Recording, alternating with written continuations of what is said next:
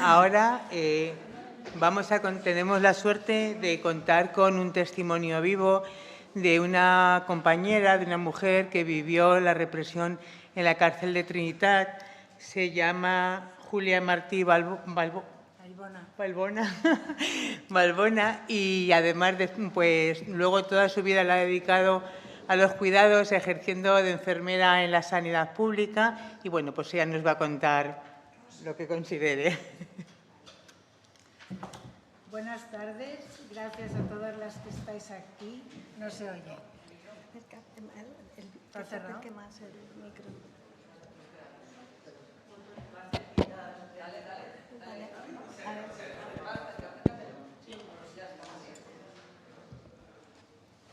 Bueno, ¿ahora?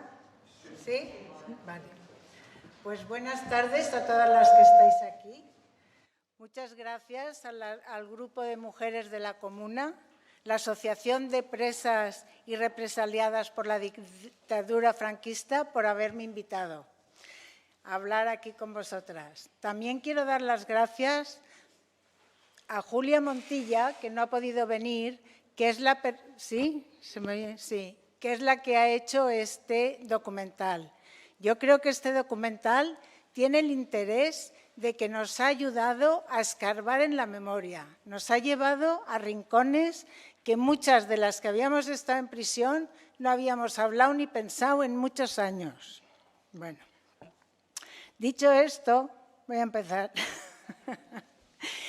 A mí me detuvieron cuando tenía 19 años, era el año 1971. Me detuvieron en las puertas de la fábrica Hispano Olivetti, en Barcelona, el 28 de abril, cuando entraban los trabajadores a las 7 de la mañana y repartía octavillas convocando a las manifestaciones y movilizaciones del 1 de mayo. Cuando me detuvieron, bueno, sí se oye, ¿no? Lo primero que hicieron fue llevarme a la comisaría del Clot. Después a Vía Laietana, después al juzgado y luego a la prisión de Trinitat Vella. Cuando me iban a detener, corrí, me caí, me hice una herida en la mano y entonces lo primero que hicieron fue llevarme a curar la mano para que no pudiera decir luego que esto me lo habían hecho ellos. En la comisaría del Clot, que es en la primera comisaría que estuve, allí nada más me tomaron los datos del carnet de identidad y me afiliaron. Y yo estaba convencida que me iban a dejar en libertad, yo estaba muerta de miedo. Y no, cuando ya me habían tomado los datos, me llevaron a curar y luego me llevaron a Vía Laietana, a la comisaría. En los libros de historia, las mujeres son muchas veces olvidadas y no se les reconoce. Por esto es importante esto en los libros de historia. Y también a las mujeres que sufrimos prisión y represión, ahora y antes. Y por esto es importante hacer estas cosas. Por ejemplo, la prisión modelo, que es la de los hombres, todo el mundo sabe dónde está. Pero en cambio la de las mujeres es la desconocida. Y esto, la memoria histórica lo tiene que poner en su sitio y lo tiene que hablar y lo tiene que reconocer. Después, cuando me llevaron a la Vía Laietana, recuerdo con horror la bajada al calabozo. La oscuridad, el olor, la suciedad, un banco de cemento que era sucio, sucio, sucio, y tenías un miedo y estabas sola y no sabías qué te iba a pasar, que era bastante fuerte. Yo era militante de la Liga Comunista Revolucionaria, que era una organización democrática y anticapitalista, que los militantes teníamos la esperanza de que cuando cayera el régimen franquista sería con una ruptura política y con un bienestar social, cosa que está visto que no pasó. En la organización nos habían explicado muy bien que no teníamos que firmar nada, que no teníamos que decir nada. Y entonces Allí lo primero que hicieron fue ponerme los datos de filiación para que los firmara y yo dije que no los firmaba, que yo no firmaba nada. Uy, lo que se enfadaron. Me llamaban todo el día, mira, la que no quiere firmar. Me insultaban, me amenazaban, pero yo no. Bueno, ya está. Luego también en la Liga nos caracterizábamos por prácticas democráticas y porque estábamos muy en contra de todos los gobiernos estalinistas. Esto era una cosa que era un poco así curiosa. Bueno, yo en el calabozo, los días que estuve siempre sola. No hablé nunca con nadie. No había nadie, como me detuvieron sola, ya lo iré diciendo. Yo creo que en estos días ni comí ni bebí nada. Salí deshidratada, que creía que me iba a morir. Me mantuve firme en mi coartada y no me moví de ella. Yo lo que empecé a explicar desde el primer día lo iba manteniendo.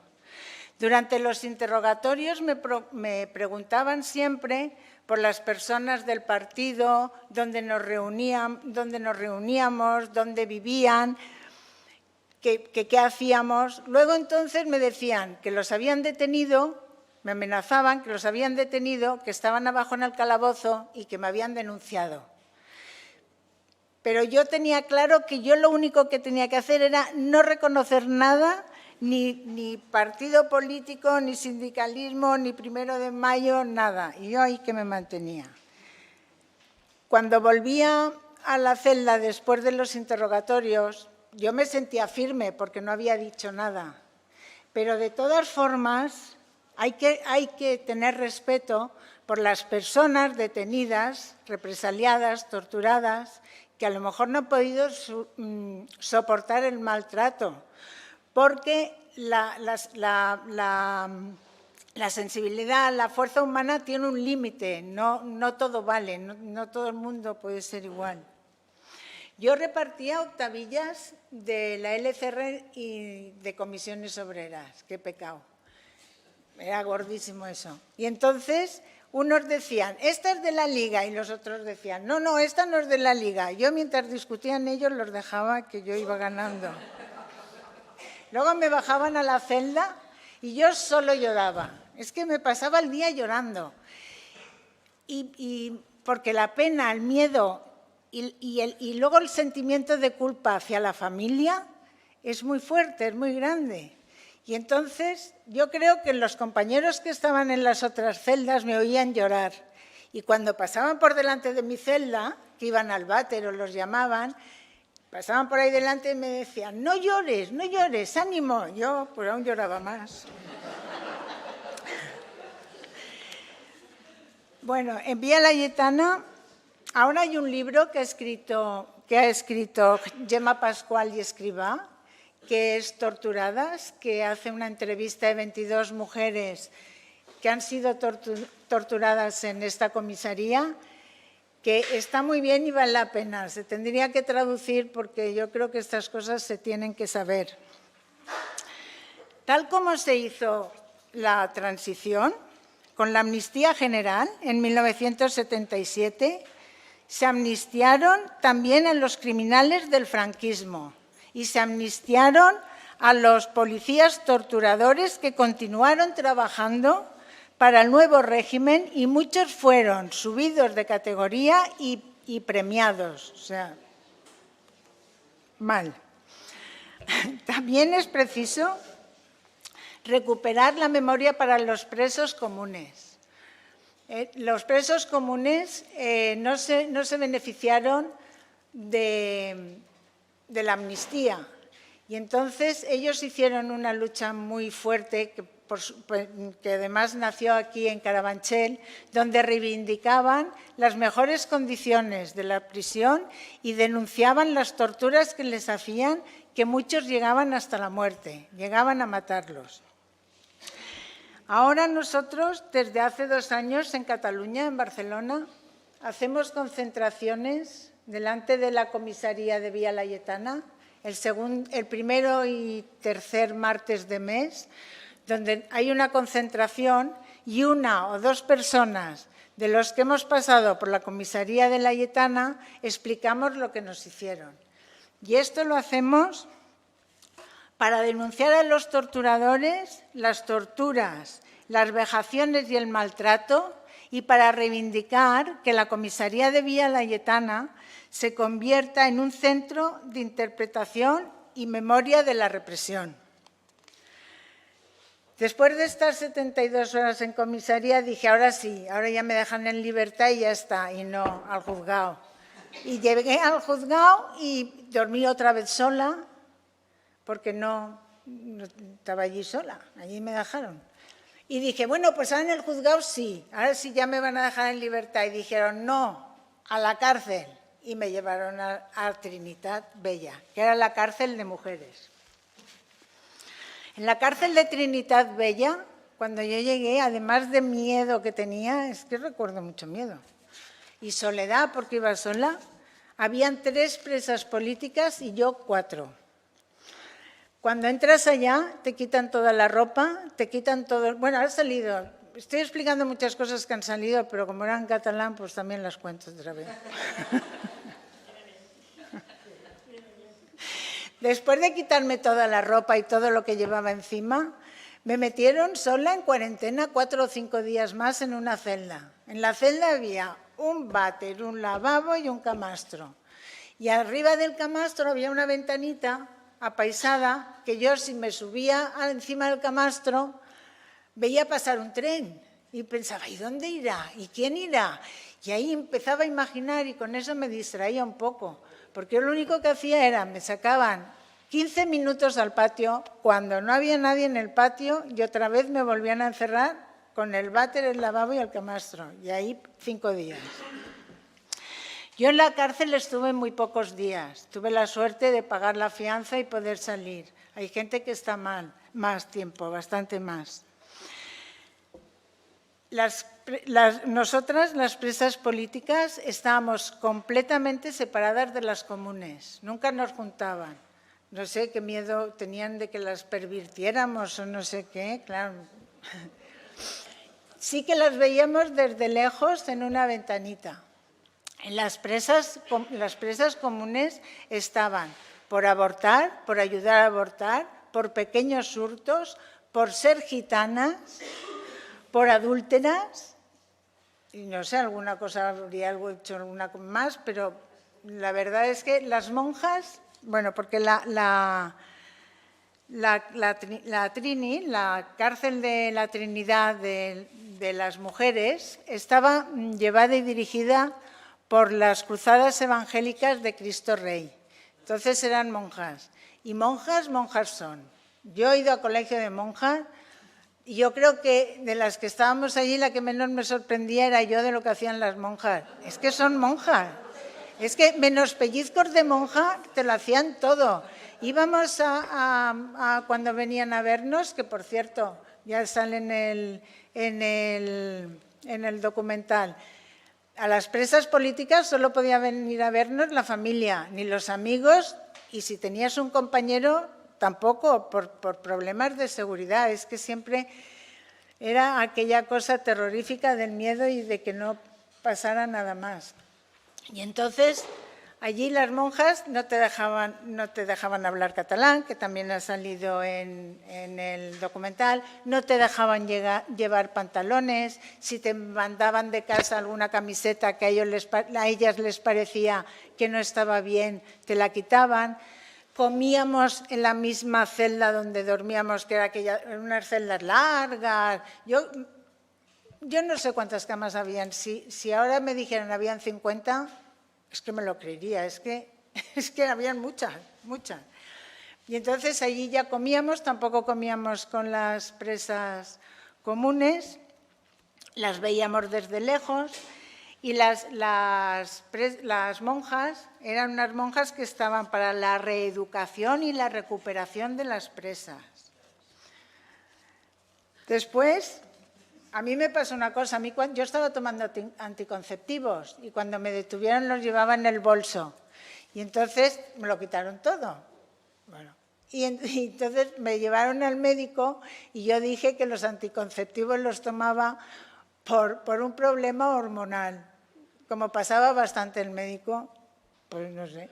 Y entonces cada noche venía una monja a traerme la pastilla, el anticonceptivo. Era una cosa, es que yo a Julia Montilla es que le tengo que estar agradecida porque me ha ayudado a pensar mucho en las cosas que nos... Y eso que yo estuve poco, pero te ha hecho reflexionar en las cosas que pasaban. Bueno, era una curiosidad. Luego, la otra cosa que te impresiona mucho de la cárcel es lo de las llaves. Abrían una puerta, cloc, cloc, cloc, cloc, porque siempre eran dobles, y te quedabas en una cancela, y luego, cloc, cloc, cloc, cloc, la otra llave, y luego otra vez. Nunca abrían ni cerraban ninguna puerta, nunca. No sé lo que pasaba. La luz igual, de la luz mandaban las monjas. Ahora la encendían, vale, pues muy bien. La apagaban, a dormir. Pues a dormir, es que, no sé. Una cosa mía mala era que como me detuvieron sola, hice todo el recorrido sola. Como estuve también poco tiempo, pues tampoco, cuando hablan las compañeras que decían que se habían más presas y que si hacían, discutían, no sé qué, éramos 3, de partidos diferentes, todas mudas. Ahí no decía nadie nada, no fuera caso que, no sé. Así era la vida en la cárcel para mí. Entonces, cuando no podían venirnos, bueno, se lo he dicho, que no podían venir a vernos ni el compañero, ni los amigos, solo la familia. Y yo, la familia, tenía más miedo porque era una familia un poco reaccionaria y no sabían nada, pero bueno. Las monjas son las antecesoras de los funcionarios y en Cataluña existe el CIRE, que es el Centro de Iniciativas para la Reinserción. Y estas son las que se encargan del funcionamiento de todas estas cosas. Ahora me gustaría compartir un poco y explicar la sorpresa que me llevé después de que salieran de la cárcel la consellera Dolors Bassa y la presidenta del Parlament de Cataluña de la cárcel, que han estado 4 años por poner unas urnas, 4 años en la cárcel, que se dice pronto, porque luego los otros los indultaron y los... Bueno, un desastre. Y entonces ellas sí que han hecho de altavoz y han denunciado mucho la situación de las cárceles. Las cárceles no han cambiado tanto. Las prisiones continúan siendo centros de castigo, que no se respetan los derechos de las mujeres presas, sin más objetivo que hacerles padecer resignadamente por la privación de libertad. La consellera Dolors Bassa recuerda que a menudo les tenía que decir a sus compañeras de cárcel: ¡Ey! Que tú estás privada de libertad solo, que los derechos los tenemos todos. Pero claro, es muy difícil. Cuando estás dentro es muy difícil separar, yo creo. Y teníamos derecho a tener cosas corrientes, desde un secador de pelo, módulos de formación, desde cosas pequeñas a cosas más grandes. Derecho a un servicio de salud dentro de la prisión, pero que funcionara bien, porque en la prisión lo único que se daban eran ansiolíticos y calmantes, no, era puro trámite y sigue siendo igual.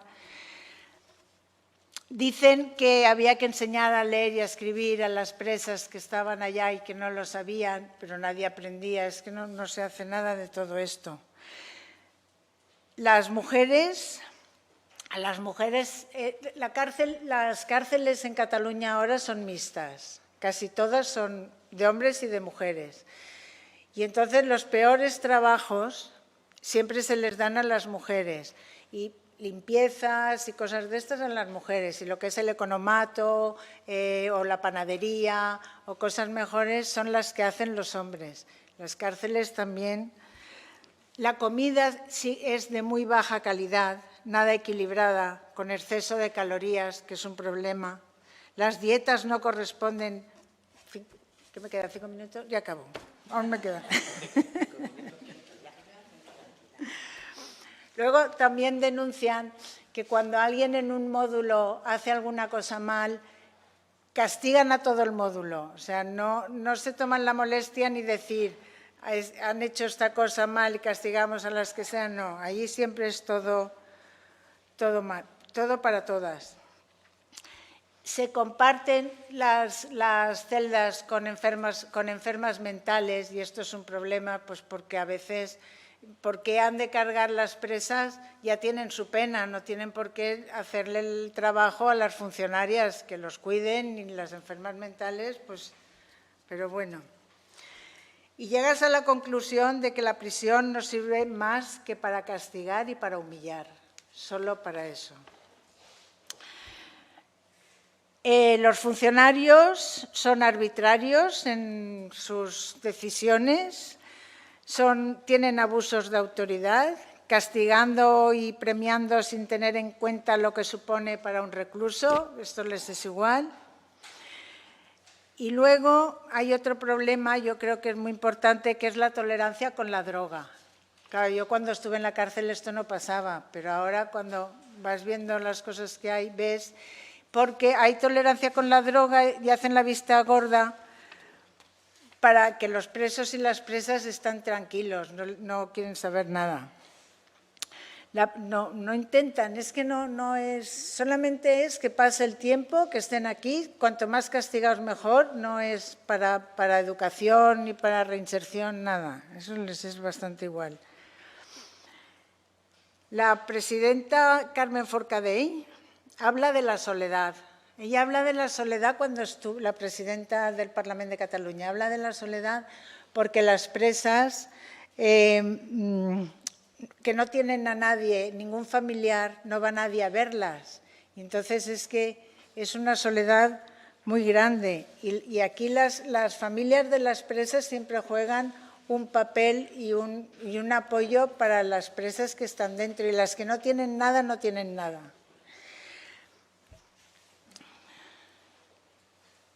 Aquí, a ver, hay muchas presas que tienen familia y que para ir a verlas tienen que hacer a veces viajes, coger tren, autobús, para llegar a verlas solo por 40 minutos de poder ver a las presas. No hay más, yo creo que no. Y si han hecho algo mal en ese momento y las castigan, pues se quedan sin visita y ya no ven a nadie. El régimen penitenciario es cruel, es punitivista y no cumple con ninguno de los objetivos de educación y de reinserción de las personas. Solo van a antes y ahora. Es que, pensando en lo que pasaba y lo que hay ahora, las prisiones han cambiado relativamente muy poco. Se mantienen muchas cosas que no tienen nada que hacer. Hay una cosa curiosa y es que hay muchas mujeres en Barcelona, en Cataluña, que no sabían nada de la existencia de la prisión de Trinitat Vella. Es la gran desconocida. La prisión de hombres todo el mundo la conoce, todo el mundo sabe dónde está. Y en cambio la prisión de mujeres, que ahora ya no es de mujeres, nadie sabía dónde estaba. Bueno, ya, después de la cárcel salí en libertad provisional y acabé en el Tribunal de Orden Público del TOP en Madrid. Es un tribunal de excepción, hoy representado por la Audiencia Nacional, y sus magistrados han recogido la herencia del régimen franquista, de la no justicia del TOP. Sigue siendo un régimen totalmente franquista. Y ahora me gustaría hablar un poco de la culpa y del sentimiento de culpa cuando te detienen. Cuando te detienen, tienes un sentimiento de culpa con respecto a la familia, porque piensas que has hecho una cosa mal, que estarán sufriendo, que no, que estarán desorientados, porque en mi caso no sabían nada de mi actividad política, les vino de nuevo y de repente dijeron, ¿para aquí qué está pasando? Y entonces, esto añade, cuando estás detenida en la cárcel, añade un sentimiento de culpa muy profundo y muy doloroso. Nada más tienes en la cabeza una cosa, ¿cómo será el reencuentro? ¿Qué me pasará cuando me reencuentre con mi familia? Y la otra cosa, y acabo, es el miedo y el terror. El profesor José Luis Sampedro decía que el miedo es el sentimiento más fuerte que podemos tener las personas, mucho más fuerte que cualquier otro. Y nosotros, nuestra militancia, si éramos comunistas o no, nuestras detenciones. Hemos hablado muy poco de lo que nos pasaba. Nunca participábamos ni comentábamos con los amigos, yo soy comunista, yo he militado, yo he estado presa. Siempre ha sido una cosa que hemos llevado en secreto y que no hemos reconocido, queriendo o sin querer. Es ahora cuando muchas veces empezamos a hacer la memoria y lo explicamos. Del mismo modo que pasó con nuestros padres y con nuestros abuelos en la posguerra, que fueron brutalmente reprimidos, represaliados por el régimen franquismo y que por no hacernos sufrir nunca nos han explicado ni si habían militado, si habían ido aquí, si habían... Por eso es importante la memoria histórica, porque estas cosas se tienen que saber, sobre todo para que no vuelvan a pasar. Yo creo que ya voy a acabar. El miedo es un denominador común de las personas que luchamos durante el franquismo y de las que ahora defendemos la libertad. Y ojito ahora con la ley Mordaza en los talones. Es un problema grande porque la tenemos ahí y esto es represión y pura represión. Ya está.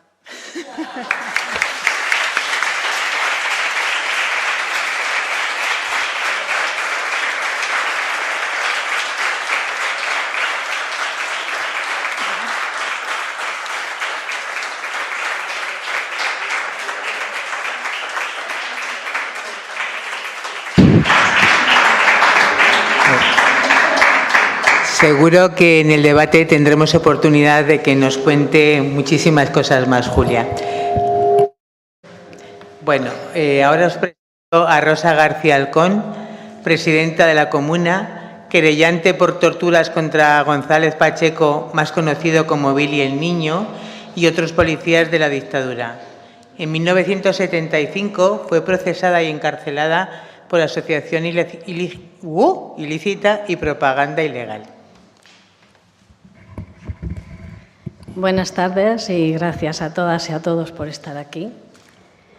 Voy a intentar que la charla sea también, no va a ser tan amena como la de Julia, pero por lo menos que quiero hacerles llegar una serie de cosas para abrir un poco el debate, ¿no? Esta charla no tiene intención de ser un estudio pormenorizado, sino más bien una contribución a la necesaria y pendiente investigación de lo que sucedió en las últimas décadas de la dictadura, lo que se conoce como tardofranquismo y que nos han estado vendiendo como dicta blanda.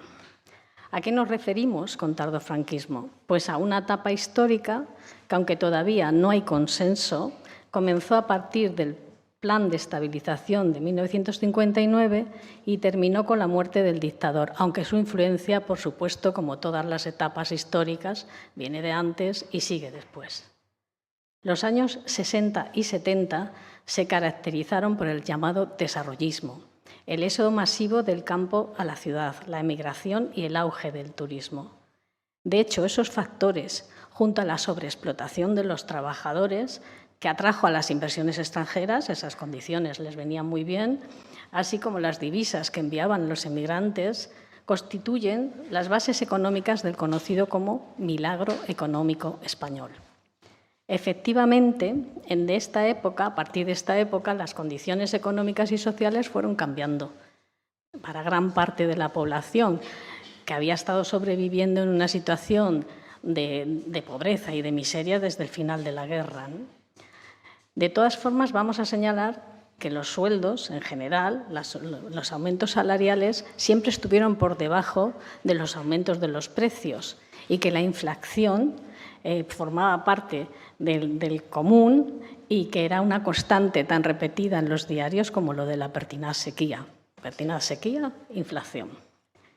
En estos años se fue ampliando el acceso a la enseñanza para las niñas y las mujeres, que eran las que estaban más retrasadas en ese tema.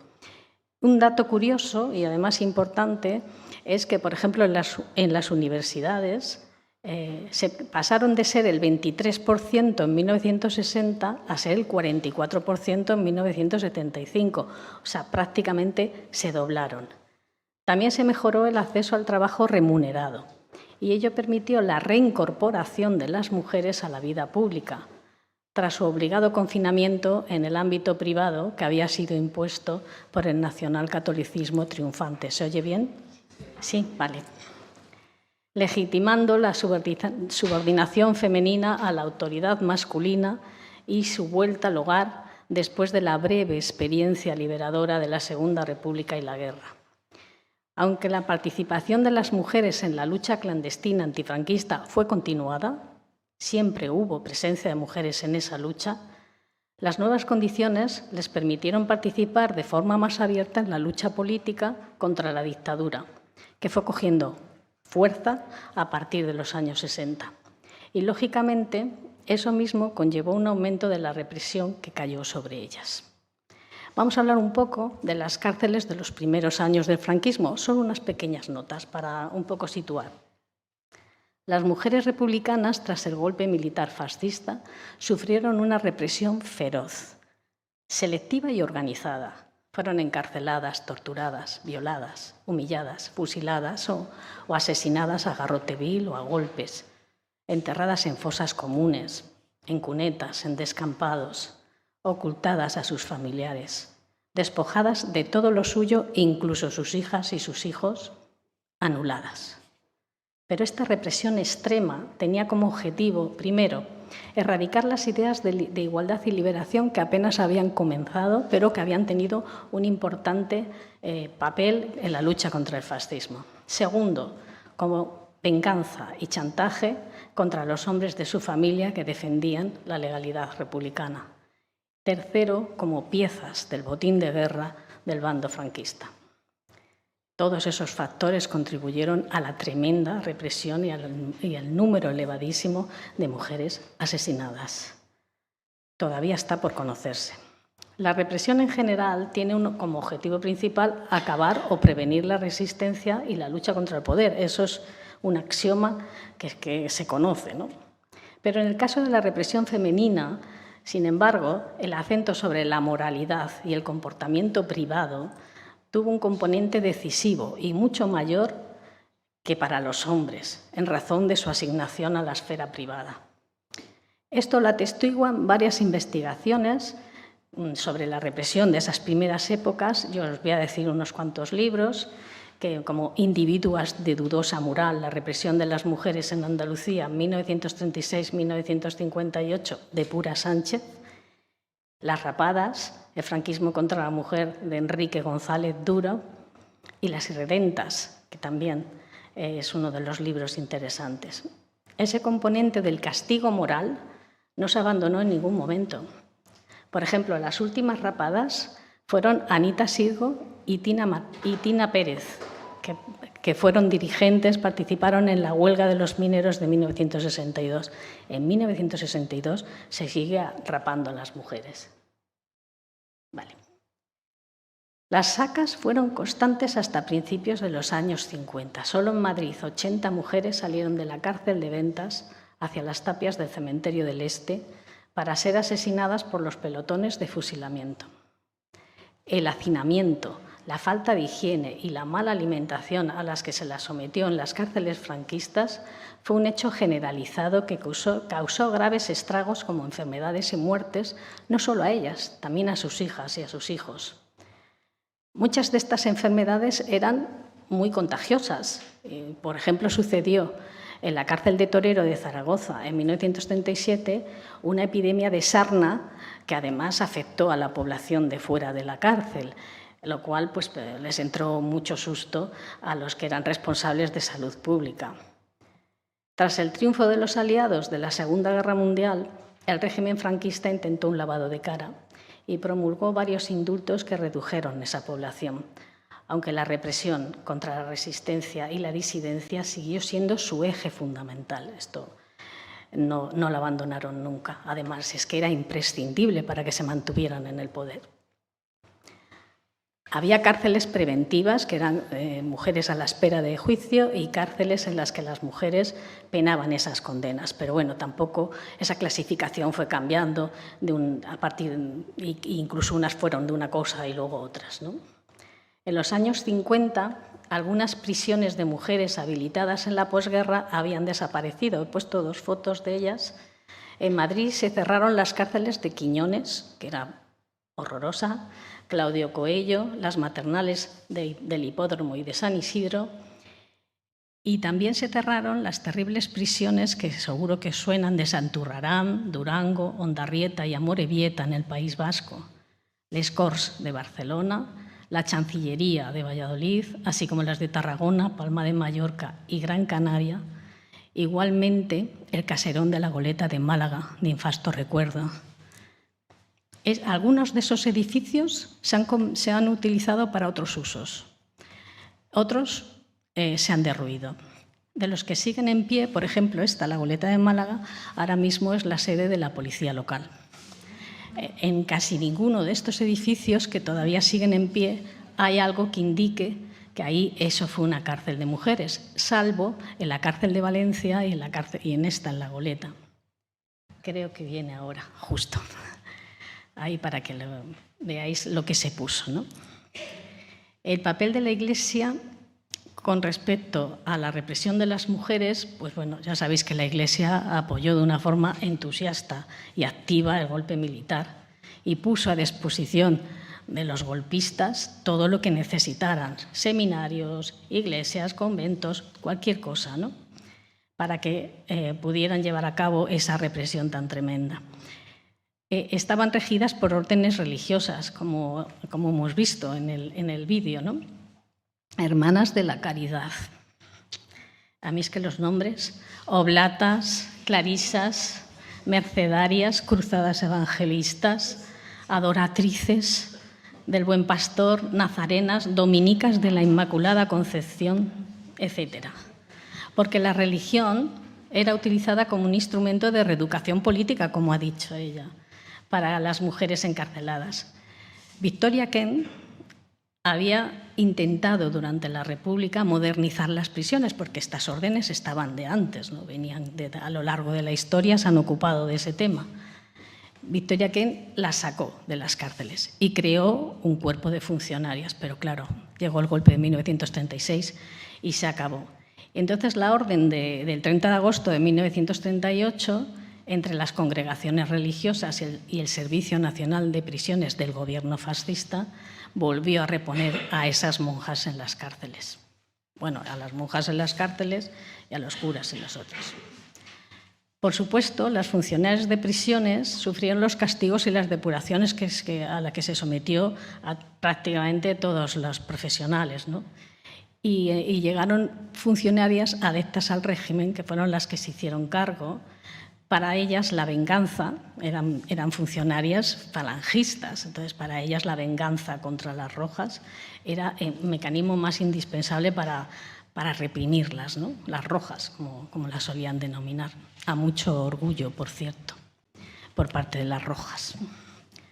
Los presos y las presas políticas eran obligadas a asistir a misa, a todos los actos religiosos. Tuvieron que hacer huelgas, plantes, todo tipo de movilizaciones que podían hacer dentro de las cárceles, sufrir palizas, castigos, etcétera, para que a lo largo de los años esa obligación sí que se fue menguando. Pero fue a partir de 1967 en que se aprobó una ley que regulaba, esta ley de verdad, si la podéis leer, es interesantísima, regulaba el ejercicio del derecho civil a la libertad en materia religiosa.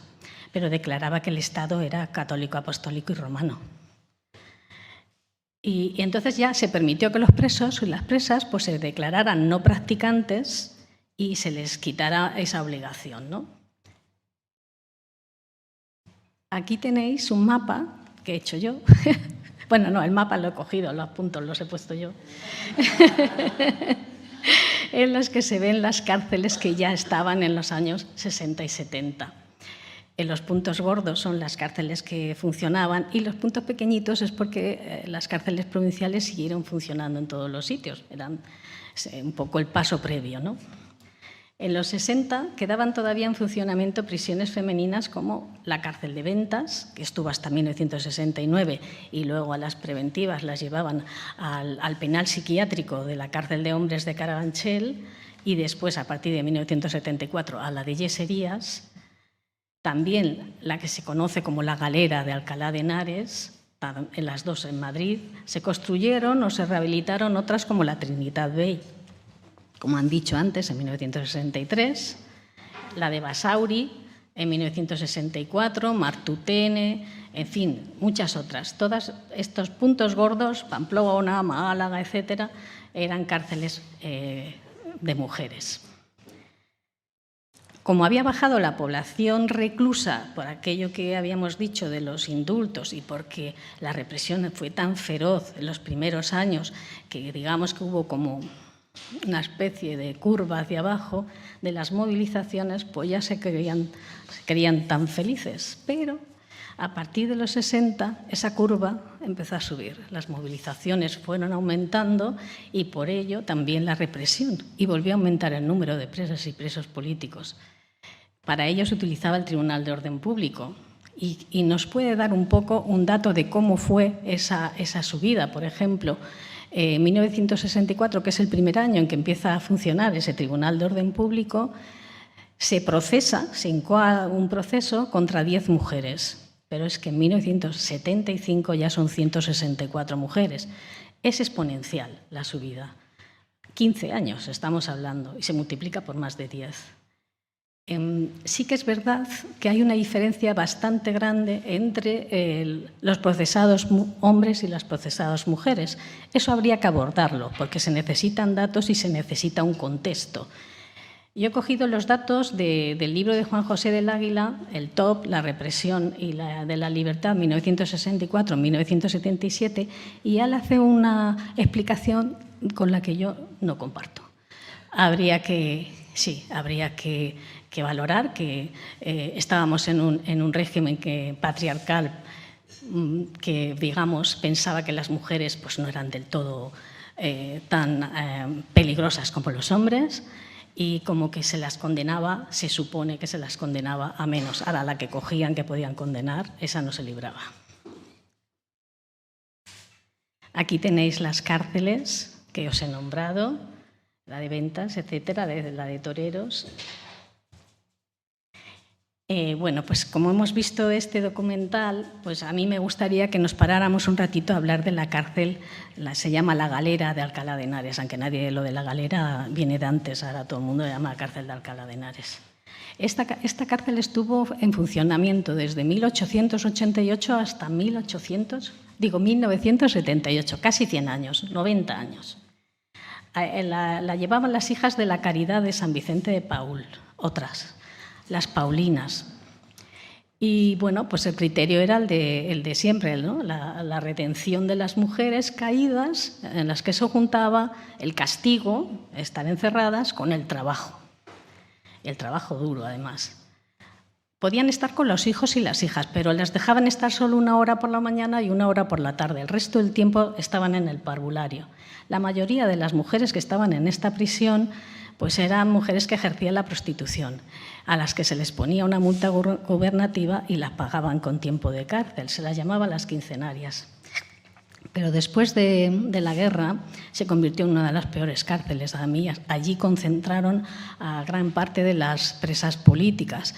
Estuvieron algunas muy conocidas como Manolita del Arco, Juana Doña y también las 2 últimas mujeres condenadas a muerte en 1975, Concepción Tristán y María Jesús Dasca. Hace poco se ha cumplido 48 años de esos fusilamientos. Que Ángela también estuvo en la cárcel de Alcalá. Ángela. Ah, perdón. No sabía. ¿Cómo? Ángela también estuvo en la cárcel de Alcalá. Bueno, yo he cogido de Manolita, de Manolita no, del libro de Memoria del Frío que escribió el hijo de Manolita del Arco, un extracto que es muy bonito. Habla de ese trabajo duro que regían las monjas, ¿no? Decía, a coser uniformes con esa tela dura, a extraer de la tela asignada a 10 uniformes al menos 11 o 12 para poder sacar al exterior, que las familias los vendan, que con eso puedan meter hilos y lanas para que las labores que hacen cuando acaban con los talleres les permitan comprar algo en el economato o fuera, en la calle.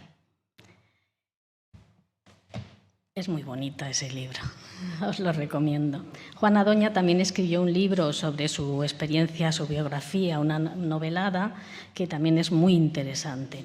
Estuvo allí los últimos 4 años. Salió en el año 61.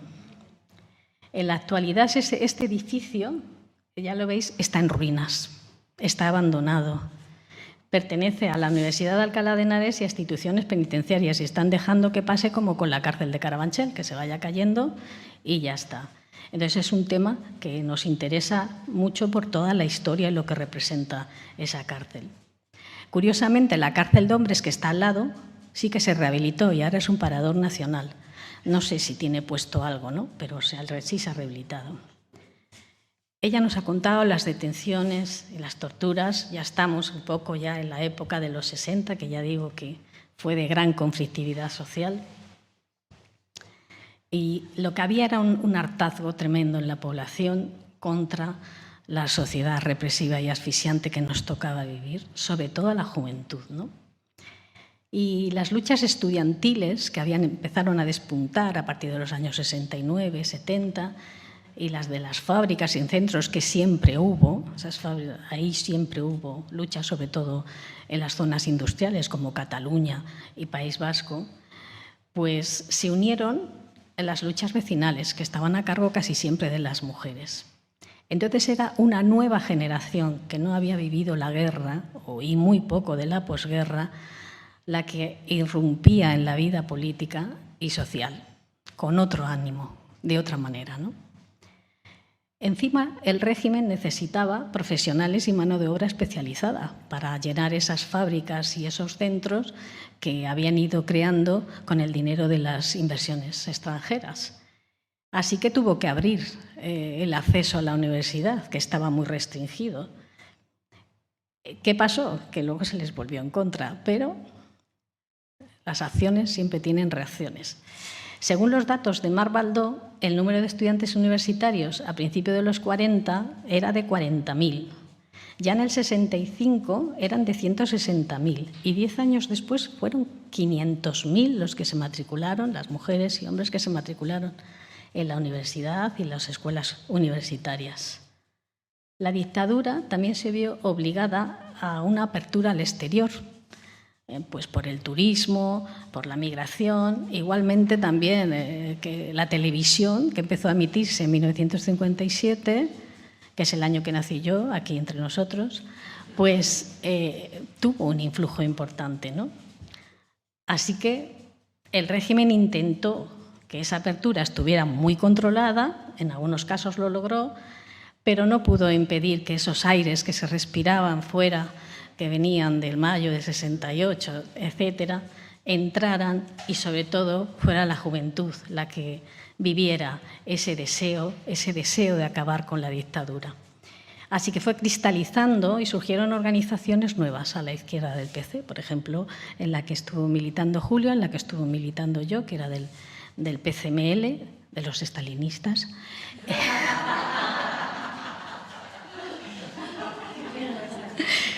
Y sobre todo en la universidad, esa de ahí. Pues para frenar ese proceso, pues ¿qué hizo la dictadura franquista? Pues ¿qué pudo hacer? ¿A quién se le ocurre? ¿Qué pudo hacer la dictadura franquista para frenar ese proceso? recurrir a la represión. No tenían otra. La llevaban practicando muchos años y eran muy buenos, ¿eh? Así que el asesinato policial en Madrid del estudiante Enrique Ruano en enero del 69 representó un punto de inflexión. Fue algo que ya cuajó y ya estamos hartos. Se acabó en ese momento, ¿no? Se declaró el estado de excepción que provocó 700 personas detenidas, 700 personas detenidas. 370 de ellas eran estudiantes. Hay que tener en cuenta que entre el 67 y el 75, es decir, 8 años, se decretaron 6 estados de excepción. De los 11 que se decretaron en total en los 40 años, 6 se concentraron en esos 8 años, para que se haga un poco idea de cómo era la situación, para que tuvieran que recurrir tantas veces a un sistema, esto de que te quitaban los poquitos derechos civiles que había, ¿no? Además, la Brigada Político-Social, que era la policía política, la Guardia Civil y cualquier otro estamento de estos represivos, que es que prácticamente eran todos, pues se empleaban a fondo para detener a cualquier sospechoso o sospechosa de acciones subversivas, que era ese uno de los nombres que se usaba. ¿Qué eran las acciones subversivas? Pues era casi todo. Poner carteles, escuchar música, ver películas que habían sido censuradas, leer libros prohibidos, bueno, un larguísimo etcétera, hacer manifestaciones, pero era tanto que no daban abasto. Voy a dar una anécdota a un conocido mío, bueno, y vuestro, que se llama Manuel Monge, que es de La Coruña. Le detuvieron por llevar una chapita con la paloma de la paz de Picasso. Le detuvieron. Y a otro que yo conozco hace ya muchos años le detuvieron por cantar la Marsellesa. Es que le detenían. Así que cualquier persona detenida, la verdad es que era objeto, desde luego con toda seguridad, de malos tratos y torturas en las comisarías y los cuartelillos, porque esos eran los métodos empleados de una forma generalizada. La mayoría de las veces se empezaban en el mismo momento de la detención. La tortura sobre las mujeres se ejercían además con un doble fin, por ser militantes o no de partidos clandestinos y por ser mujeres que habían conculcado su papel de sumisa defensora del hogar y que habían roto los grilletes del patriarcado nacional católico. Eso les molestaba muchísimo. Así que a los golpes y torturas se añadían las humillaciones, los insultos sexistas, los abusos sexuales de los que se ha hablado muy poco y también que no se las dejaba durante todos los días de detención, no se podían cambiar de ropa, no se las dejaba asearse incluso cuando tenían la regla, ni siquiera peinarse, ni mirarse a un espejo, menos mal. Y eran penalidades que se añadían para aumentar el castigo. Cuando se producía el traslado a prisión de estas detenidas, se vivía como una liberación. Significaba salir del infierno que había sobrevivido. Curiosamente, la entrada en la cárcel era un alivio. No hay que lo entienda, pero quien ha pasado por ahí lo repite. Pero la realidad no era tan idílica, nos lo ha contado muy bien ella, ¿no? Porque al ingreso seguían días de aislamiento, dependían, te los había puesto el juez o era una forma que ya tenían en el reglamento carcelario, ¿no? Y hubo mujeres que estuvieron mucho tiempo, meses incluso. Aquí os pongo para que sepáis que se está peleando porque se declaren lugares de memoria, tanto la DGS, que es el edificio este de la Puerta del Sol, ya sabéis prácticamente todos, como en Vial de Ayetana, como nos ha contado Julia. Es una lucha de ahora, pero es una lucha de siempre, para que no se olvide que esos centros se practicó la de tortura y se siguió practicando, ¿no? Bueno, ahora está Ayuso. Ahora nos tortura a todos. Cuando entrábamos en la cárcel, nos dejaban ducharnos. Bueno, voy a hablar en tercera persona. Y lo curioso es que eran desinfectadas. No sé si conocéis los aparatitos esos de Flis. Pues con eso nos desinfectaban. no siempre se les entregaba ropa limpia, ¿eh? A veces, por ejemplo, en la cárcel de Yeserías, ¿no? En la Trinidad, ¿te dieron ropa cuando llegaste? No. Hay otras que sí, en Granada sí, les dieron un camisón, y según cuenta una compañera, que un libro que luego os hablaré de él. Pues bueno, pues tras esos días de aislamiento se entraba, propiamente dicho, en el régimen carcelario, en donde a veces había zona de presas políticas, otras veces no, dependía, ¿no? Cuando ella entró había 3, cuando yo entré en la cárcel de Yeserías éramos casi 40, o sea, la diferencia es brutal, ¿no? Desde los primeros años de la dictadura, en las cárceles, las presas comunes desarrollaron una forma de solidaridad entre ellas que se llamaban las comunas, que por eso hemos cogido nosotros este nombre. Las comunas se compartía todo, hacía más fácil la vida porque no todo el mundo tenía familia que te podía ayudar. Y eso siguió funcionando todo el tiempo. Se compartía lo que nos metían las familias, pero también pues lo que había organizaciones de las que luego hablaré que ayudaban, ¿no? Y facilitaba un poco la vida. Porque el rancho carcelario siguió siendo horroroso. No tan malo como los primeros años, pero sigue siendo horroroso. Así que se fueron organizando asociaciones, fundamentalmente de mujeres, de apoyo a los presos.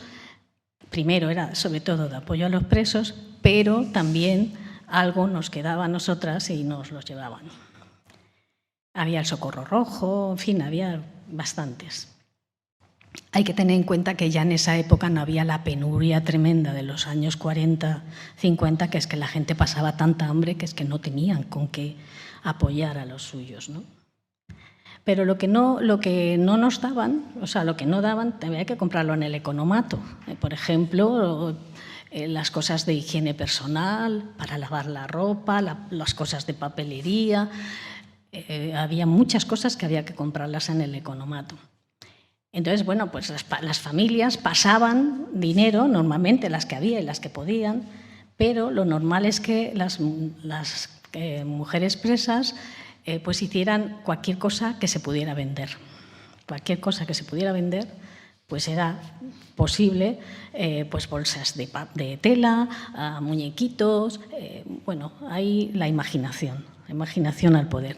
Lo sacaban las madres y, bueno, pues que ese dinero se quedaba luego para poder comprar en el economato. En las cárceles no existía el dinero normal, existía un dinero que se llamaba peculio, que se cambiaba, el dinero de fuera se cambiaba por peculio.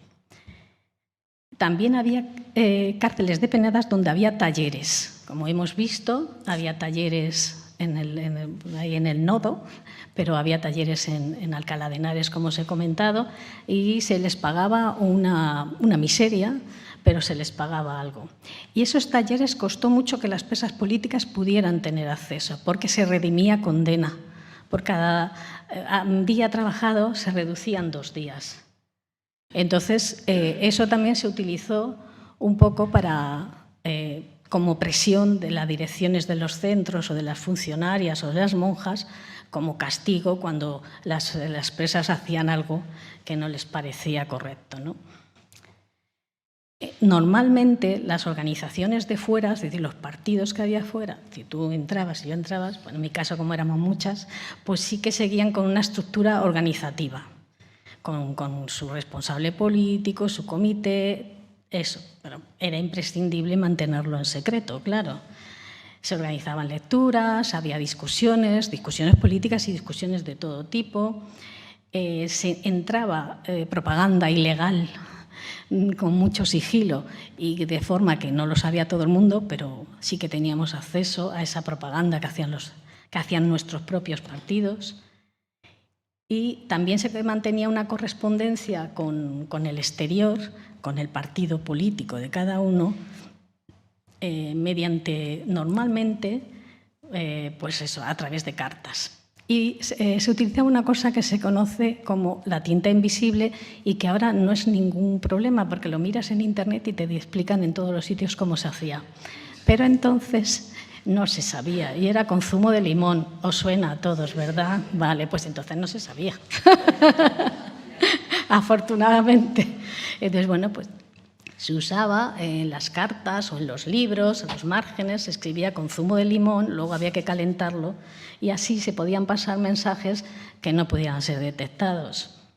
Porque es que solo se podía mantener correspondencia, como han comentado, con los familiares, con los maridos o con los novios con fines matrimoniales. Que además había que certificar que tenías fines matrimoniales. Esas cartas, las que escribían y las que recibían, eran, bueno, luego os explico, tenían que ser muy cuidadosas para que lo recibieran, porque eran censuradas. Y además había que escribir en castellano, no se te permitía ningún otro idioma. Había días de comunicación, como hemos visto. Bueno, pues ahí la familia traía paquetes, comunicación también con los abogados. Como comentaban ahí, había sitios en los que había un pasillo en el medio que la funcionaria o la monja estaba atenta a lo que se hablaba. En otros casos estaba por detrás de las presas, ¿no? Y también era obligado a hablar en castellano, no se le permitía hablar en otro idioma. Al igual que las cartas, la prensa llegaba censurada. Pues la funcionaria encargada del tema recortaba las noticias que pensaba que no era aceptable que las leyéramos. Entonces, todos los periódicos, revistas y tal llegaban con ventanitas. Y los libros que te podían pasar, igualmente pasaban censura. Me daba igual porque nos las saltábamos. Pero quiero recordar y quiero hacer memoria de esto, porque a pesar de que estuvieran recluidas, nunca dejaron de luchar. Las presas políticas lucharon desde un primer momento por sus condiciones que tenían, por su dignidad, por sus derechos.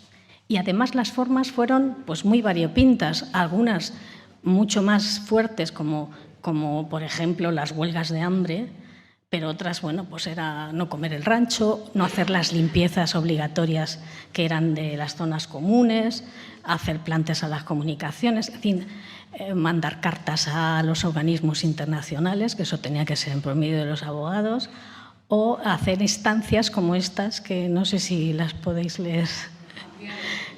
Estas las tengo porque tuve que pedir lo que tenían instituciones penitenciarias y me lo mandaron. Me dio mucha pena verlas por la letra. En esas instancias yo pedía, bueno, las hacíamos todas, pero esas instancias pedíamos que sacaran de incomunicación a compañeras que llevaban mucho tiempo, que sabíamos que estaban en las celdas de aislamiento. Y si os dais cuenta, empiezan con Ilustrísimo Señor y terminan con Es gracia que espera les sea concedida por vuestra ilustrísima, cuya vida guarde Dios muchos años. Que conste que no lo pensábamos. Era obligado. En cada centro había una organización diferente, eran diferentes. Bueno, pues dependía, había sitios donde, como he dicho, que había zonas para las presas comunes y que evidentemente tampoco nos dejaban comunicarnos con las comunes, no nos dejaban. Y he recogido los testimonios muy pequeñitos de unas cuantas. Montse Cervera, a ver un momentito, ay sí, Montse Cervera pasó 3 años en la cárcel de Alcalá de Henares, en 1973, y cuenta que disponían de celdas individuales y un comedor solo para presas. Para presas políticas. Había una biblioteca que podían utilizar en determinados horarios y las duchas eran de acceso solo por la mañana. Las comunicaciones eran de 15 minutos e igualmente vigiladas y con la obligación de hablar en castellano, y había un médico y una enfermería a cargo de una monja que se portaba bien con las internas. Matilde Muñoz, que estuvo en el psiquiátrico de Carabanchel en 1973, cuenta que no había celdas de aislamiento, así que cuando entraban directamente en el pabellón y ocupaban celdas comunes de 8 camas con un váter y un lavabo separados por una mampara de cristal. Pero también había celdas individuales que estaban muy solicitadas, lógicamente, porque tenían ventanas con rejas desde las que se podía ver la calle. Lucía Vicente, que está aquí, y Cuchi, Felisa Echegoyen, también que están aquí, estuvieron en la cárcel de Yeserías. Ellas en 1974, y me cuentan pues, que se trataba de un edificio que antiguo, había sido cárcel de hombres al principio, después de la guerra, pero en este momento lo rehabilitaron y lo convirtieron en cárcel de mujeres. Había varias galerías de 2 pisos y una de ellas era para las presas políticas. En el primer piso había habitaciones de distintos tamaños, con un número determinado de camas. Había a la entrada una sala con duchas, lavabos y retretes, que se podían usar afortunadamente a cualquier momento, no estaba restringido. También había una pequeña habitación lavadero y en la planta de abajo había una cocina-comedor, una despensa, una pequeña habitación despacho que funcionaba como biblioteca. Había luego una sala de televisión y luego una sala multiuso que usábamos para muchas cosas, un pasillo, había como una especie de patio pequeño donde se tendía la ropa y luego, si veis desde aquí, este patio un poco más grande, se ve a lo que se asoman ellas, este pasillo al que se asoman comunicaba las galerías. Y también así como en conjunto con las comunes, pues había un patio grande que se podía hacer deporte, las que lo hacían. Y a distintas horas que las comunes. Había una peluquería, creo que estaba la capilla, y había una sala de cine que daban películas los domingos por la mañana. A las presas políticas las tenían asignadas un sitio donde no podían sentarse más que ahí. También había asistencia médica, dentista y ginecólogo, el doctor Ángel Sopeña, del que hablaré un poquitito más tarde.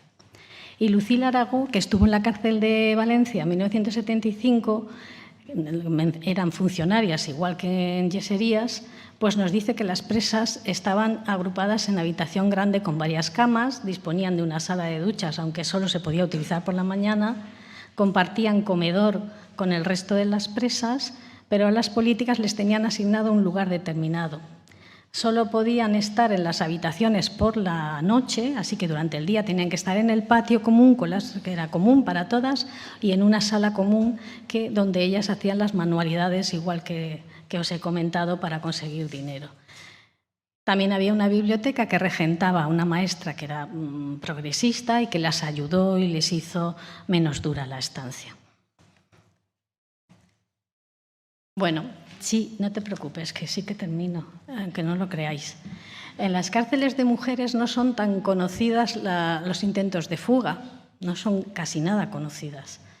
Pero hay, sin embargo, noticias de fugas organizadas que tuvieron éxito, como con Clara Puello Jornet, que fue en 1943, que se escapó de la cárcel del Escors, Elvira Albelda y María Asunción Rodríguez, que escaparon de la cárcel de Ventas en 1944. Esto nos lo cuenta Tomasa Cuevas en su libro Testimonio de mujeres de las cárceles del franquismo, y fue recogido también por Fernando Hernández Holgado, de la prisión militante Ventas Madrid y Les Corts Barcelona. Y os recomiendo que el artículo de nuestro blog, del blog de la Comuna, que se llama Verdad, Justicia y Reparación, os he puesto ahí el título, La cárcel de mujeres de Ventas, fugas y memorias, que es escrita por nuestra compañera Lucía Vicenta. En abril de 75 se produjo también una fuga de María del Carmen López Rodríguez de la cárcel de Yeserías. Se metió en un cesto del pan y ahí pudo salir. Las relaciones con las presas comunes pues fueron variando. La verdad que este estatus de presa política fue algo que se consiguió después de muchísimas luchas, porque el régimen, el franquismo, no reconocía que tenía presos políticos. No lo reconoció nunca. Éramos delincuentes, igual que cualquiera, ¿no? Que también, cierto, éramos igual delincuentes. Pero era no lo hacía por eso, lo hacía para que no se conociera la represión y, por tanto, luchar por ese reconocimiento era una lucha política.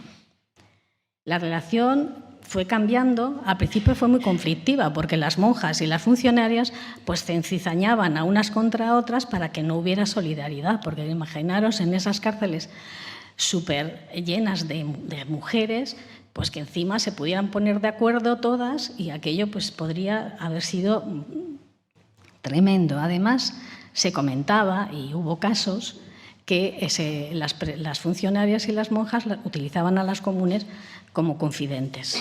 Ese resquemor, esa falta de confianza también se llevó durante muchos años. No todas, de hecho, no todas las presas políticas. En el libro de Tomás A. Cuevas hay muchos testimonios que dicen, pues eran buenas personas, es que lo dicen así, ¿no? Pero bueno, las teorías feministas que empezaron a tener presencia a finales del franquismo posibilitaron el cuestionamiento del trato que se daba a esas presas, tanto a las lesbianas como, que había pocas, las llevaban a otros sitios, pero sí que había mujeres acusadas de haber provocado aborto, mujeres acusadas de haber sufrido un aborto voluntario, adúlteras, y a quienes ejercían, voy a terminar ya, cariño, y a quienes ejercían la prostitución. Sí, yo lo siento, perdona. Lloras, ya lo sé. No sé, por molestar.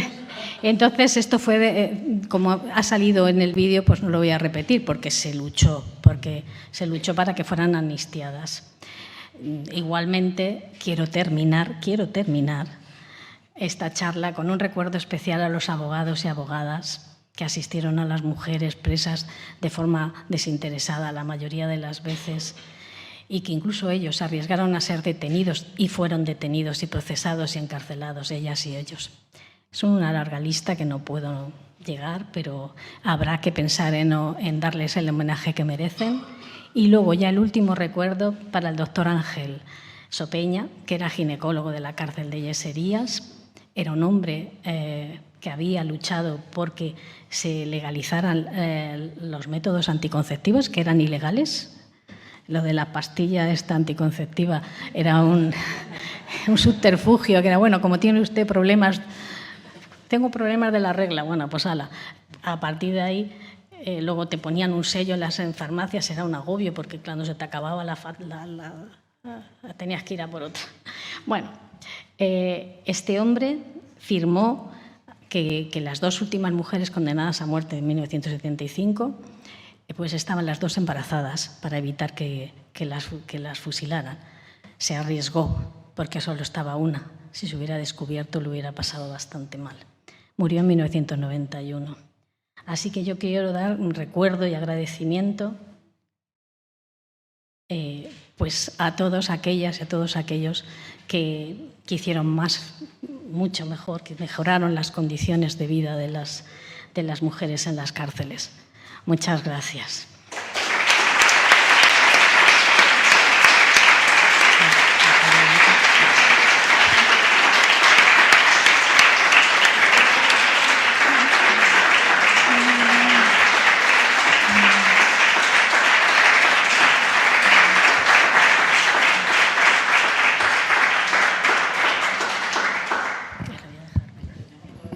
Bueno, pues ahora tenéis vosotras y vosotros la palabra y tenéis aquí a dos grandes personas que van a contestar todo lo que queráis preguntar. Que sea fácil, por favor.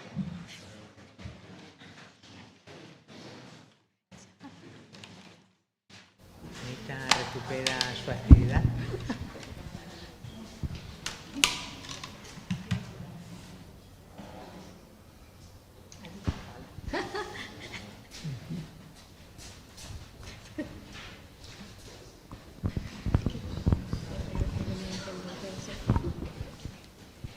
Hola. Me intriga mucho una cosa. Cuando salís de la cárcel, ¿qué pasa con vosotras? ¿Camináis mirando a los lados? ¿Lo contáis a gente que no es de vuestro entorno? ¿Cómo retomáis la vida? ¿Podéis buscar trabajo? ¿Tenéis pesadillas por la noche? ¿Qué pasa después? ¿Quién se ocupa de la salud física y mental de una mujer cuando sale de la cárcel en el franquismo?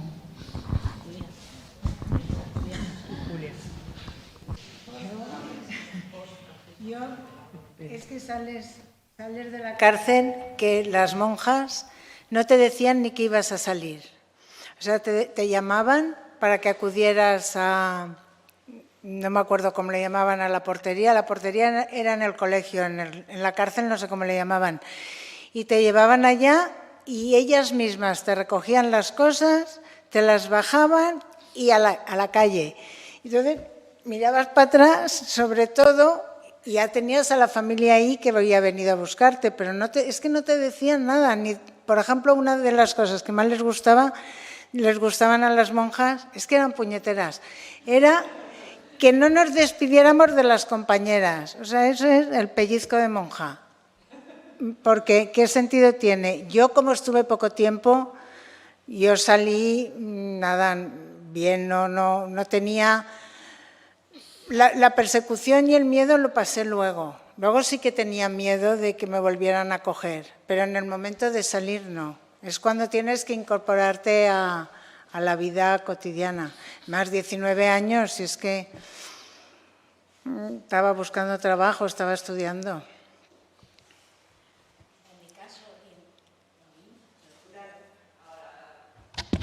En mi caso y el de mucha gente, que eran estudiantes, el problema es que perdías la beca, te quitaban la beca, entonces pues no podías seguir estudiando. La gente, bueno, que tenías una familia que no te podía pagar la carrera así como así, con lo cual pues la fractura de la vida era importante, ¿no?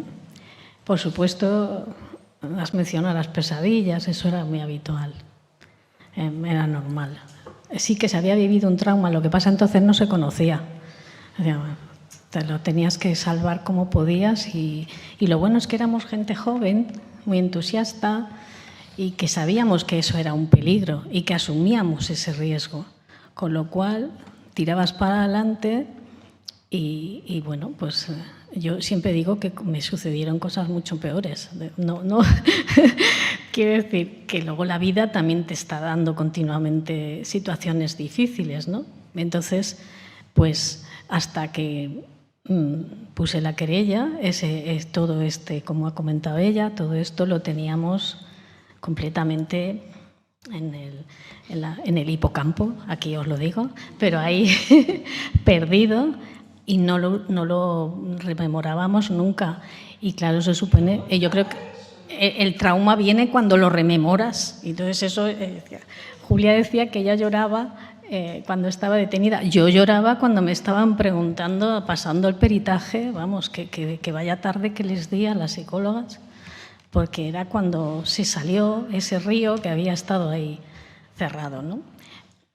Pero bueno, salíamos adelante, claro. ¿Perdona? ¿Qué es el peritaje? Perdona, sí. Se hace un peritaje. Bueno, yo primero que a las personas que hayan pasado por esta situación de la cárcel, tal, pues les animo a que pongan querellas, porque está dando resultados de una lucha de muchos años y de mucha gente, ¿no? Es un peritaje que se hace un grupo de psicólogos y que se llama XIRA, que lo hacen de forma gratuita, a pesar de que eso tiene un valor bastante alto en el mercado, y que se pasa por el protocolo de Estambul y sirve para acompañar a las querellas. Entonces tú ahí pues te hacen preguntas, tienes que hacer un esfuerzo de rememorar la situación y además te ayudan. O sea, son gente profesional buenísima y ese peritaje tiene un peso importante en la querella. Quería añadir una cosa. Yo creo que el miedo viene cuando, en el primer momento no, es cuando tienes que volver a tu vida y tienes un miedo horroroso, vas mirando que te vuelvan a coger y que te vuelvan a detener. Esto sí que te paraliza en montones de momentos que no te atreves a hacer muchas cosas. Desde luego ir a una manifestación de las orejas y empujada, pero porque te daba miedo, ¿no? Normalmente nos íbamos fuera, a la clandestinidad. Era como la única salida para no volver a entrar a la cárcel. Te ibas fuera, a un sitio donde no te conociera nadie y que no tuvieras ningún apoyo. Era lo que se tenía que hacer y se hacía. Éramos jóvenes.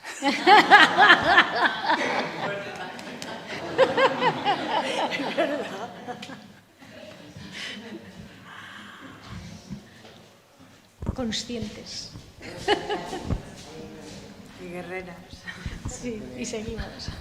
Hola, quería preguntaros, no sé hasta cuándo existieron los certificados de antecedentes penales. Me imagino que a la hora del trabajo aparecerían esas cosas. No sé hasta cuándo, no sé si ahora también se piden antecedentes penales, no sé. Sí, ¿no? Sí, pero sí, en vuestro caso aparecería, ¿no? El tiempo de cárcel y tal. Es que no sé lo que estás preguntando, perdona, Rosa. Antecedentes penales a la hora de trabajar, no sé, quiero sí. decir, un certificado de antecedentes penales. Pues Yo a mí no sé. me los pidieron nunca. No, porque pero qué bien.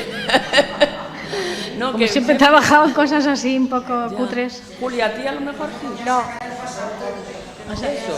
ahí. No te podías, no tenías pasaporte.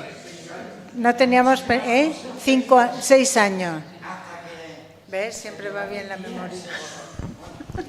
Pero yo creo que se pedían si ibas a hacer alguna oposición, pero yo los trabajos, como tenía esta cosa así de niña... Yo llevo 3 años ya fuera de educación de la Comunidad de Madrid. Hasta el último año te pedían, no era exactamente certificado de penales, pero algo parecido. Y tú, o ibas tú a por ello, o incluso la Comunidad de Madrid te daba la facilidad de que ellos lo hacían. Entonces, todavía lo piden para los enseñantes.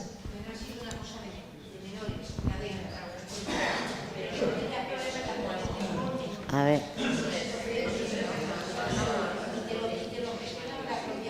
Vamos a tener que cortar. Vale. A ver, ¿me escucháis? A ver.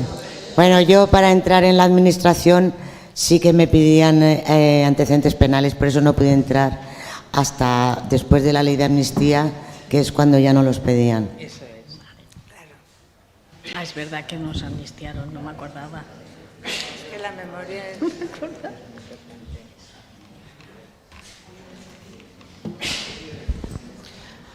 Hola.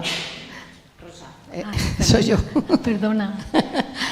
No, me gustaría que contaseis un poco cómo se organizaba o cómo os organizabais o para dar clases a gente que no sabía que eran, o sea, a lo mejor había gente que no sabía leer, ¿no? Mujeres y tal. Y había, por la idea que yo tengo, sobre todo de la de ventas, que es la que más había grupos también de maestras y tal que daban clase a gente o sin ser maestras. ¿Eso también se daba en las cárceles donde habéis estado vosotras? La verdad es que en Yeserías a nosotras no nos dejaban relacionarnos con las comunes. No, nos relacionábamos a pesar de eso, pero el contacto era bastante pequeño. Y luego en esta época ya había maestras que eran las que se dedicaban ahí. Lo que tú cuentas fue mucho más antes, justo en los 40, 50, que sí que muchas de las mujeres, por ejemplo Matilde Landa, ayudaba no solamente a las políticas, sino también al resto para hacer los recursos al juzgado, etcétera. Pero en nuestra época ya te digo que había un maestro, una maestra, y era ahí donde no teníamos mucho contacto. El patio lo compartíamos con las galerías de madres y sí que con ellas, con algunas, teníamos trato porque les dábamos parte de nuestra comida, ayudábamos si eran en condiciones así peores, ¿no? Pero yo por lo menos en mi época no recuerdo. Nosotras nada, estábamos totalmente separadas de las comunes. Claro, yo hablo lo que dice Rosa, hablo de verdad. Más adelante, en el año 40 y tantos, ¿no? En la cárcel de Ventas se hicieron los grupos, porque había muchísimas presas. Eso lo cuenta Tomasa Cuevas. Bueno, lo cuentan los testimonios que recoge Tomasa Cuevas en su libro. También habla algo Juana Doña también de eso, de las cárceles, vale. Además, la cárcel de Barcelona, la cárcel de la Trinitat Vella, no era penal, era preventiva. Entonces, cuando las presas ya iban a juicio y tenían una sentencia, se las llevaban de allá. Lo que pasa es que eso tardaba. A mí me gustaría destacar algunas cosas de la singularidad un poco de las mujeres que estuvieron en las cárceles frente a los hombres. La primera, que me ha vuelto a llamar hoy la atención, que Rosa llama a la celda, la llama habitación, y los hombres la llaman celda siempre. Perdona, es que te entiendo muy mal. que a las celdas las mujeres las llamáis habitación. Sí. Y los hombres llaman celdas. A las que yo estuve, cuidado, es que... Sí, pero claro, me llama mucho la atención esa diferencia, ¿no? Por ejemplo. Porque eran comunes, porque eran con muchas habitaciones. Entonces, quiero decir, camas, había camas, mesillas, armarios. Pero eran celdas. Como estaban todas juntas, pues era como una habitación. Es que las celdas son individuales. Son individuales, la habitación.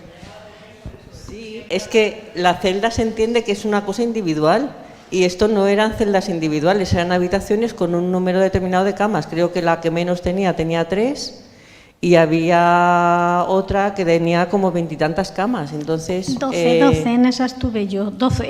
Ah, solo 12. Ah, pues a mí también me parecía que había 20 y tantas. ¿Dónde veníais todas? Y además es que no eran habitaciones con cancela, con reja, que se cerraban. O sea, la idea que tenemos de celda es un espacio que es individual, que tiene además un servicio dentro, no sé qué tal, un camastro y una celda de hierro con reja que se cierra. Esto no, nosotras arriba entrábamos, nos cerraban por fuera, pero las habitaciones no estaban cerradas. Entonces, es que eran habitaciones, realmente. A ver, yo aprovecho, aunque no he pedido... Un segundito, con perdón, por destacar otras singularidades. El tema de la culpabilidad tampoco lo he oído mucho los hombres. Lo que dices tú de cómo te sentías de culpable tampoco lo he oído mucho los hombres. Y eso también me llama mucho la atención. Porque rompía con el molde ya, que tenía pero que ser sí, una mujer. pero yo creo que es algo que tenemos bastante incrustado en las mujeres y no los hombres. Y bueno, habría más cosas, pero se me han olvidado, así que le dejo a Lucía. Es verdad. A ver, sí, yo... o sea, a mí se me ocurre, porque por ejemplo yo estuve 2 meses, ¿no? Y la mayor parte de la gente que pasaba por yeserías estábamos por un tiempo limitado. Eso yo creo que también proporcionaba un espíritu diferente a cárceles donde se estuviera cumpliendo condena y donde las mujeres supieran que les quedaba un buen trecho por estar recluidas. Y luego, con respecto al tema de la relación entre lo que nos llamábamos políticas, que en realidad éramos mujeres de orden público, porque éramos las que pasábamos por el Tribunal de Orden Público, y las que eran comunes, es verdad que en las cárceles se impedía y se restringía mucho el trato, ¿no? Visto con el paso del tiempo, es verdad que era una situación en que primero, bueno, yo estoy hablando del año 74, en el que la conciencia feminista todavía no era algo muy extendido, o sea, teníamos más bien una conciencia feminista, pero a nivel individual, porque a nivel político se suponía que estábamos en una lucha obrera y que eso era lo prioritario y que cuando se consiguiera la revolución, pues ya todo lo demás se solucionaría. Pero luego, o sea, con respecto a las presas comunes, que bueno, también había, por ejemplo, en yeserías había mucho de las que llamábamos toxicómanas, que eran mujeres que estaban por drogas, por tema de drogas, ¿no? Es verdad que a lo largo de toda la historia carcelaria ha habido intentos de represión contra presas comunes que han provocado movilización por parte de las políticas. Tomasa Cuevas, por ejemplo, cuenta una huelga de hambre por haber castigado a una presa común y eso provocó que todas las presas políticas se pusieran en huelga.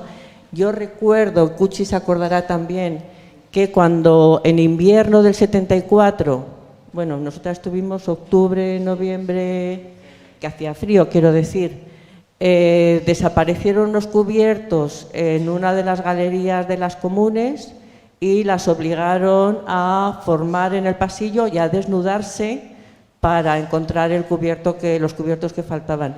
Eso provocó que las políticas nos negáramos a entrar en los dormitorios hasta que no las dejaran vestirse y volver a entrar en los dormitorios.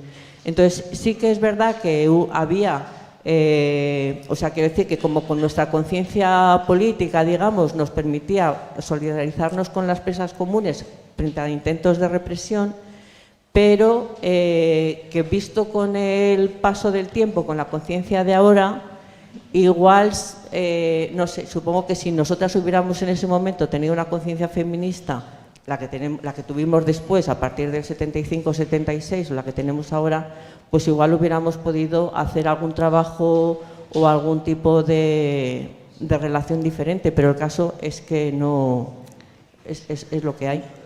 Ya, sí, Lucía, pero sí que había, por lo menos sí que se había empezado a hablar de las causas sociales de los delitos comunes y de las causas, por tanto, políticas de los delitos comunes. Y eso sí que se conocía, o por lo menos había empezado a impregnarse. Y, por supuesto, lo que costó mucho, por supuesto, es confiar en las presas comunes, o sea, romper esa división que se había impuesto.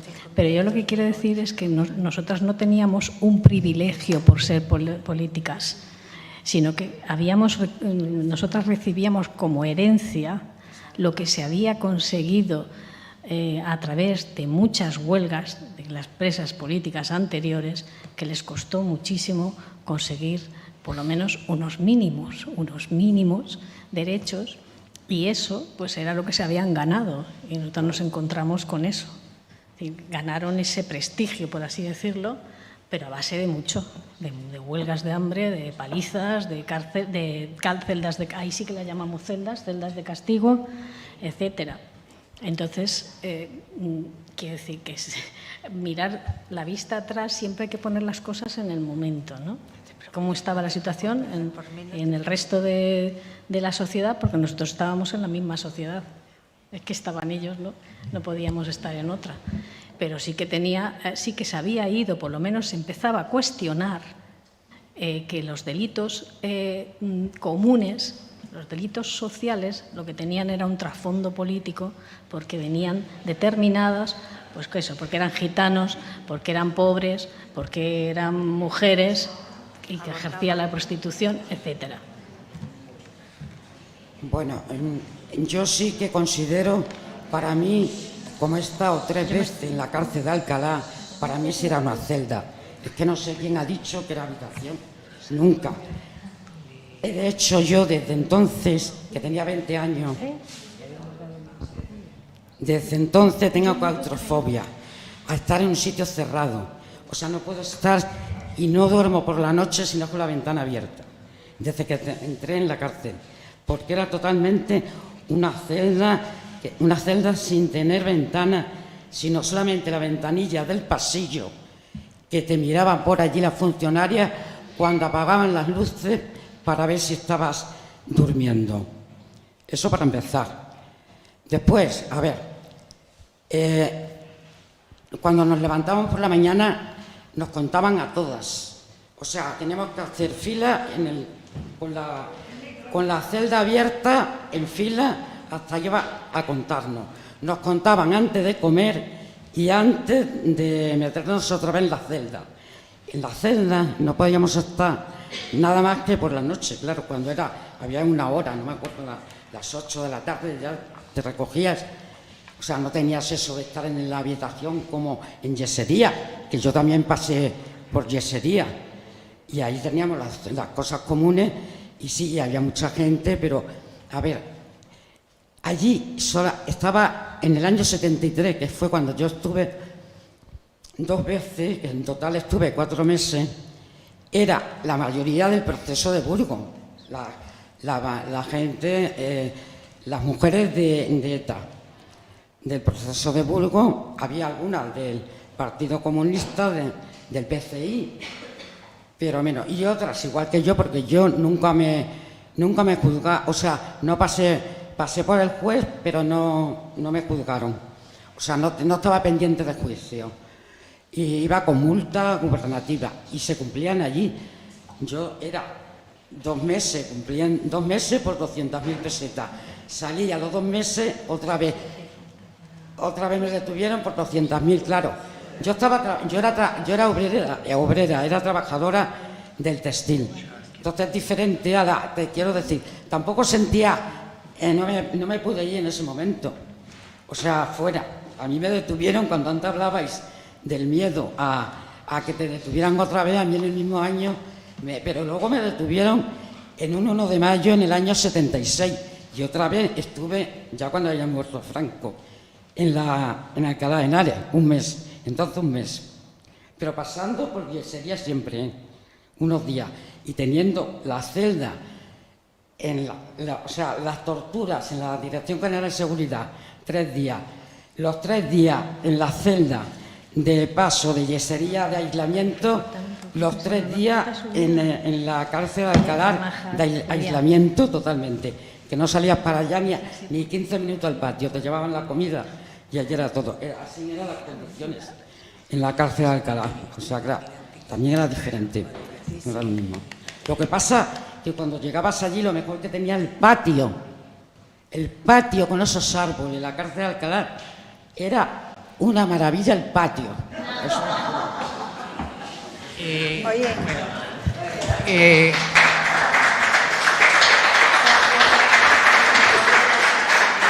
Bueno, a ver, Julia se tiene que ir porque no es de Madrid y entonces, bueno, pues la despedimos con mucho cariño y muchas gracias.